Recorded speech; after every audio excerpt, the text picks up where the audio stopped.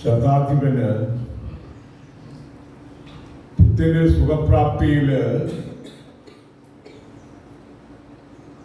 വളരെയേറെ ആഗ്രഹമുണ്ടായിരുന്നു. പ്രാർത്ഥിച്ച് തന്നെ ഭൃത്യൻ സുഖം പ്രാപിക്കണം.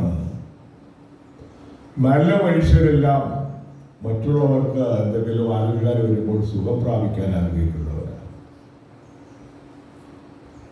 അപ്പോൾ ഇവിടെ തളർവാദം പിടിപെട്ട് കഠിനവേദന അനുഭവിക്കുന്നു. ഈ തളർവാദം എന്ന് പറയുന്നത് സ്ട്രോക്ക് എന്ന് പറയും. തലയിൽ രക്തക്കൊടൽ പൊട്ടിയാൽ, സീരിയസ് ആയിട്ട് പൊട്ടിയാൽ ആൾ മരിച്ചു പോകും. ബ്രെയിന് തലച്ചോറിന് കാര്യമായിട്ടുള്ള ക്ഷതം സംഭവിച്ചു കഴിഞ്ഞാൽ, ഇനി അത്ര സീരിയസ് അല്ലെങ്കിൽ നല്ല ആശുപത്രിയിൽ പ്രവേശിപ്പിച്ചു കഴിഞ്ഞാൽ ഇഞ്ചക്ഷനൊക്കെ കൊടുത്ത് ചികിത്സിച്ചാൽ സുഖം പ്രാപിക്കും. സമയം വളരെ പ്രധാനപ്പെട്ടതാണ്.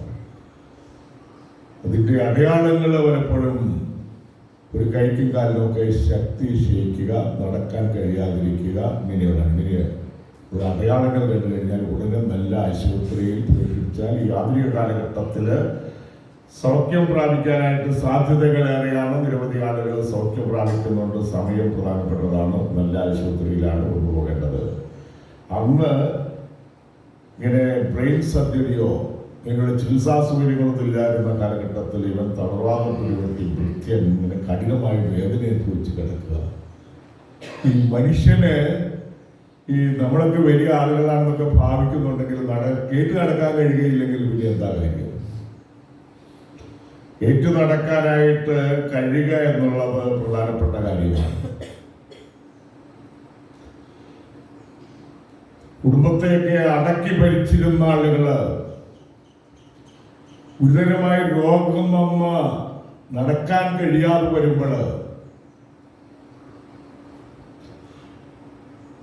അവർക്ക് ഉദ്ദേശിക്കുന്ന പല കാര്യങ്ങൾ ചെയ്യാനായിട്ട് കഴിയുകയില്ല.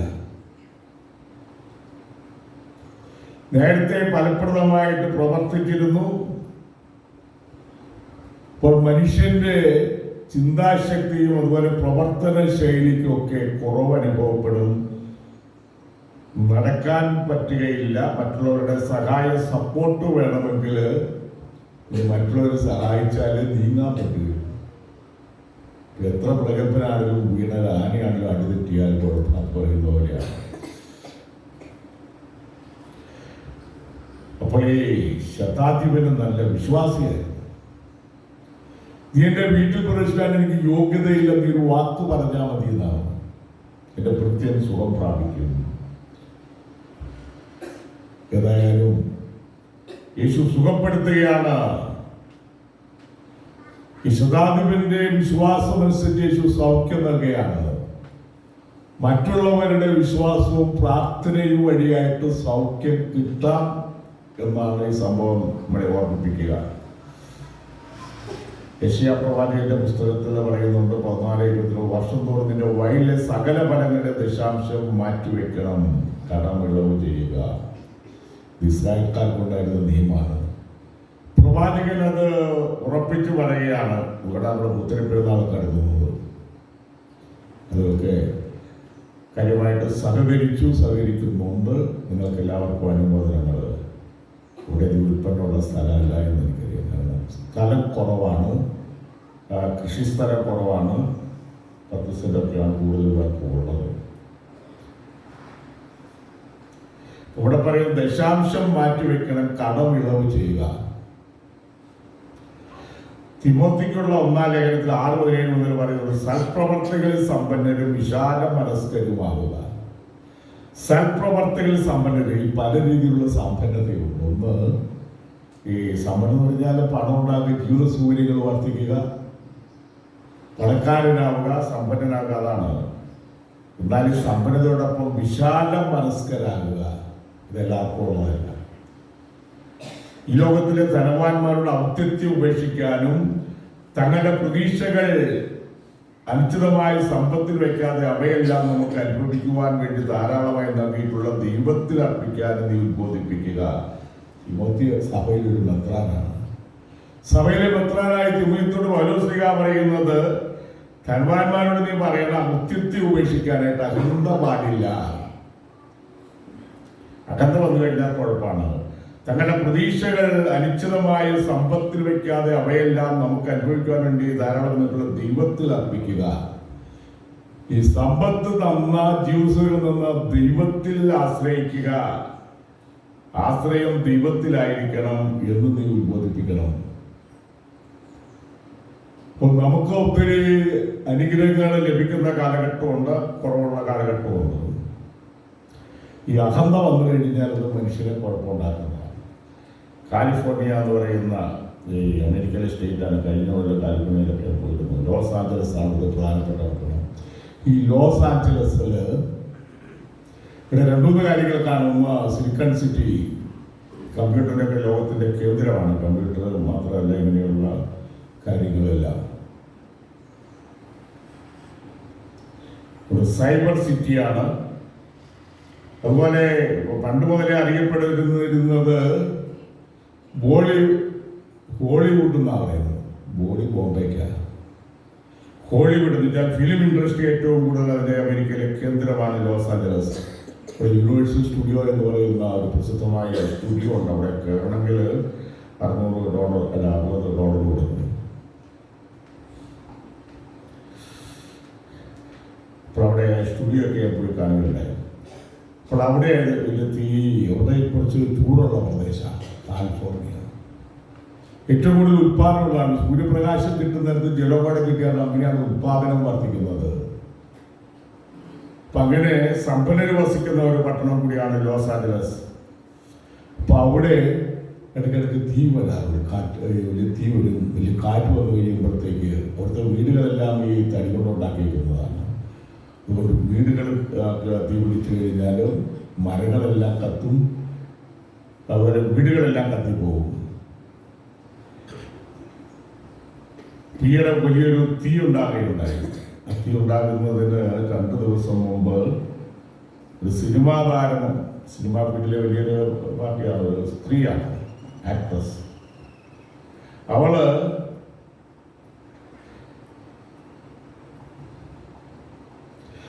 പറഞ്ഞു ദൈവത്തിലൂടെ സ്ഥാനമൊന്നുമില്ല,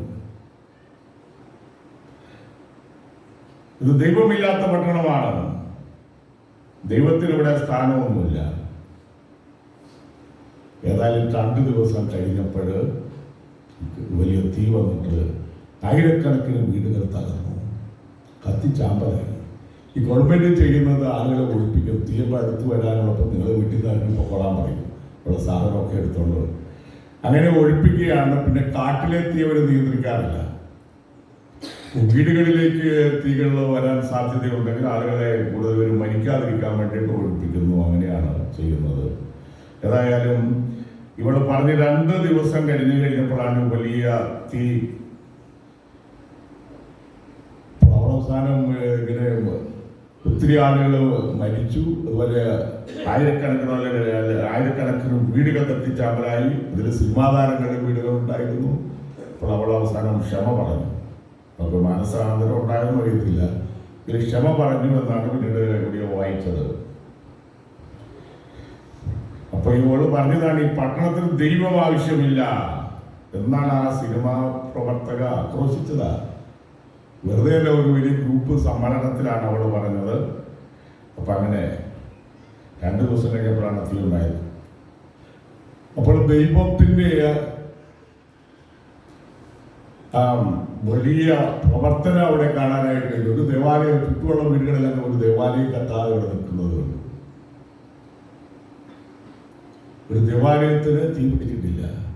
വേറെ സ്ഥലത്ത് മാതാവിന്റെ ഒരു പ്രതിമയ്ക്കൊന്നും സംഭവിച്ചില്ല. പിന്നെ കാരുണ്യ പ്രവർത്തികൾ ചെയ്തുകൊണ്ടിരുന്ന 3-4 പേരുടെ വീടുകൾക്കൊന്നും സംഭവിച്ചില്ല. പണമുള്ളവരാണ്. എന്നാലും ഒരു നന്മ ചെയ്യുകയും കാരുണ്യ പ്രവർത്തികൾ ചെയ്യുകയൊക്കെ ചെയ്യുന്നവര് അവർക്ക് എന്തോ പ്രൊട്ടക്ഷൻ കിട്ടിയെന്നാണ്. ഏതായാലും കാട്ടുതീയിൽ തകരാതെ നിന്ന ദേവാലയം, അതുപോലെ മാതാവിൻ്റെ പ്രതിമ, ഇതെല്ലാം നമുക്ക് നവമാധ്യമങ്ങൾ കാണാനായിട്ട് പറ്റും. ഒരു സ്ഥലത്ത് ദേവാലയങ്ങളിൽ ബൈബിൾ കത്തിയില്ല. ഇപ്പോൾ മനുഷ്യന് അകന്ത വന്നു കഴിഞ്ഞാൽ ഈ ഒത്തിരി സമ്പത്തും ജ്യോതിഷങ്ങളൊക്കെ വന്നു കഴിഞ്ഞാൽ ചിന്തിക്കും പിന്നെ ചികിത്സയൊക്കെ കിട്ടും. വിചാരിക്കുന്ന ദൈവത്തിന് ദൈവത്തെ ആവശ്യമില്ല എന്ന് ചിന്തിക്കുന്നവരുണ്ട്. സമ്പന്നതയുടെ നടുവില് സമ്പത്ത് വളരെയേറെ ആയിക്കഴിയുമ്പോൾ പ്രാർത്ഥന ആവശ്യമില്ല, ദേവാലയത്തിൽ പോകേണ്ട കാര്യമില്ല, അങ്ങനെ സ്വന്തം സ്വാർത്ഥതയിലും അഹന്തയിലും ജീവിക്കുന്ന മനുഷ്യരുണ്ട്. അപ്പോൾ അങ്ങനെയുള്ള മനുഷ്യർക്ക് സമയമാകുമ്പോൾ അവരൊന്നും കിട്ടും. അങ്ങനെയാണ് ഈ സംഗതി പറയുന്നത്. ഹൃദയം തകർന്നവന്റെ പ്രാർത്ഥന ദൈവം നിരസിക്കുകയില്ല. ഈ മനുഷ്യ ജീവിതത്തിൽ ഒത്തിരി ദുരന്തങ്ങൾ വരാറുണ്ട്. എല്ലാം നന്നായിട്ടിരിക്കുമ്പോൾ ഞാൻ എൻ്റെ ഒരു കസിൻ്റെ കുടുംബം, എൻ്റെ 2 ആൺമക്കളാണ്, 3 പേരുടെ കല്യാണം കഴിഞ്ഞു. ഇപ്പം നല്ലൊരു കുടുംബമാണ്. മക്കളും മാതാപിതാക്കളും ഒക്കെ വളരെ സ്നേഹത്തിൽ കഴിയുന്നതാണ്. മൂത്തവനൊരു ബാങ്ക് ഓഫീസറാണ്. അപ്പോൾ ഇവർക്ക് പെട്ടെന്ന് ഈ അമ്മയ്ക്ക് 55 വയസ്സുള്ള അവരുടെ കല്യാണമെല്ലാം കഴിഞ്ഞ് 3 കല്യാണത്തിന് ഞാൻ പോയിരുന്നു. അങ്ങാടിക്കടയിൽ പട്ടത്താണ്. അപ്പോൾ ഇവർക്ക് ഫാറ്റി ലിവർ വന്നു. പെട്ടെന്ന് വയറ്റിൽ വെള്ളം കെട്ടാൻ തുടങ്ങി.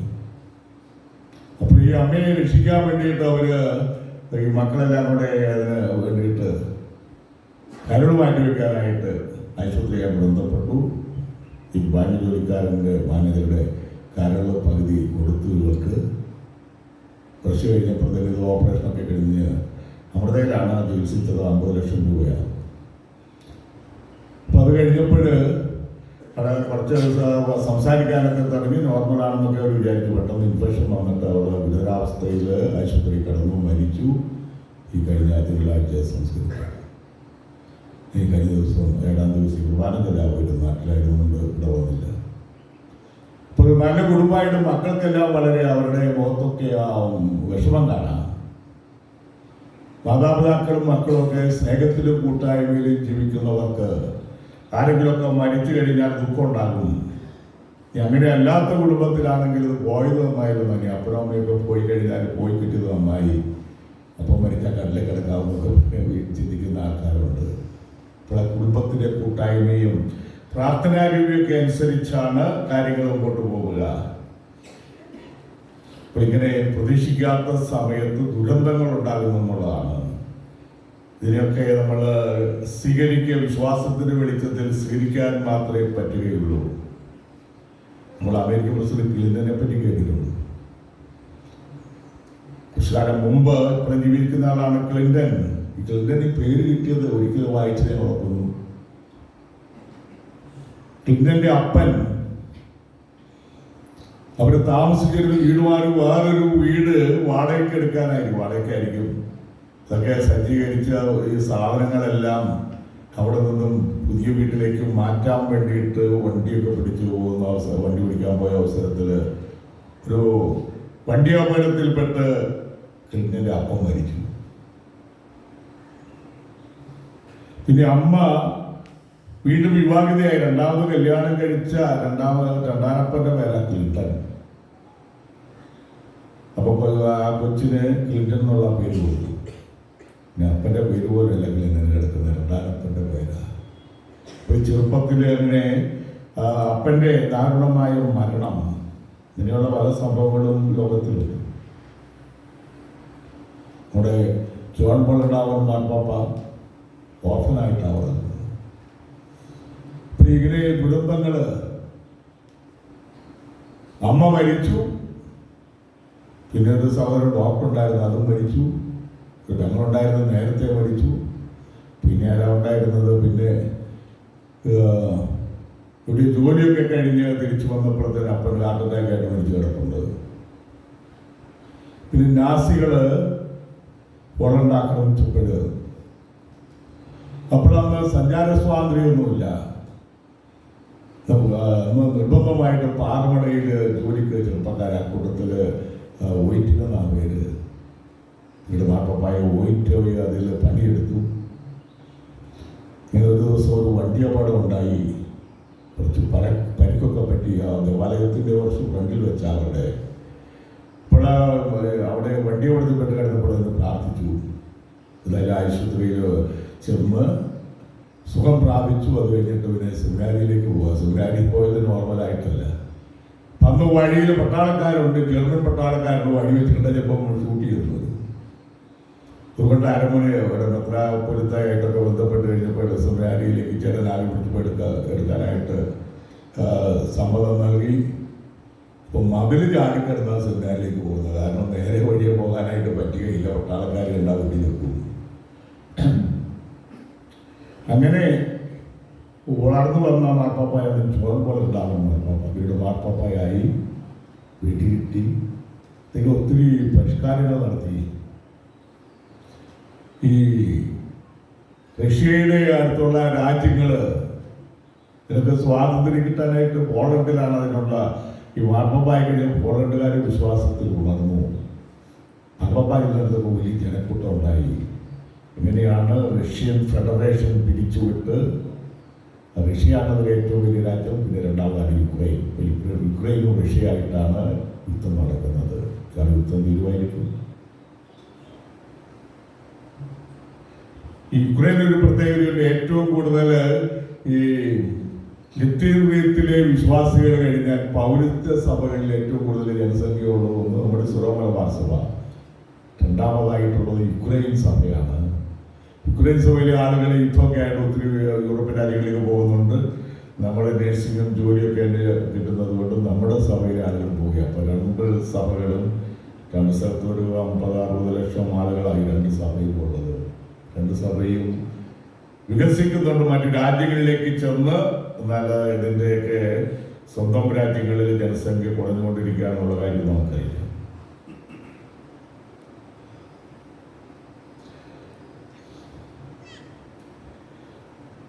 നമ്മളെ പ്രത്യാശയോടുകൂടി ജീവിക്കുക. നമ്മളുടെ ജീവിതം എന്ന് പറയുന്നത് ദൈവത്തിൻ്റെ ഒരു അനുഗ്രഹമാണ്. ജീവിതത്തിൽ സുഖവും ദുഃഖമുണ്ട്, വെല്ലുവിളികളുണ്ടാകും, മരണമുണ്ടാകും, മാരകമായ രോഗങ്ങൾ ഓരോരുത്തർക്കും വെച്ചേക്കുന്നതൊക്കെ കിട്ടും സമയത്ത്.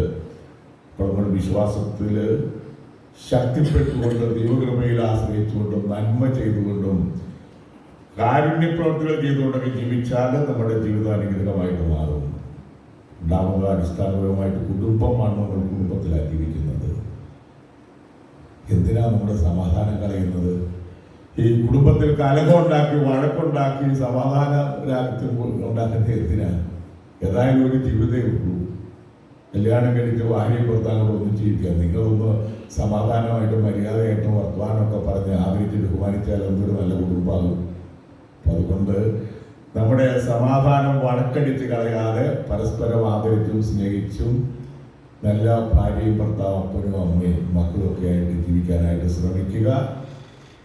അപ്പോൾ നമുക്ക് സമാധാനം ഉണ്ടാകും, ഒത്ത പ്രസന്നത ഉണ്ടാകും, ദൈവകൃപ ഉണ്ടാകും. ദൈവമേ അനുഗ്രഹിക്കട്ടെ. പരിശുദ്ധാത്മാവിന്റെ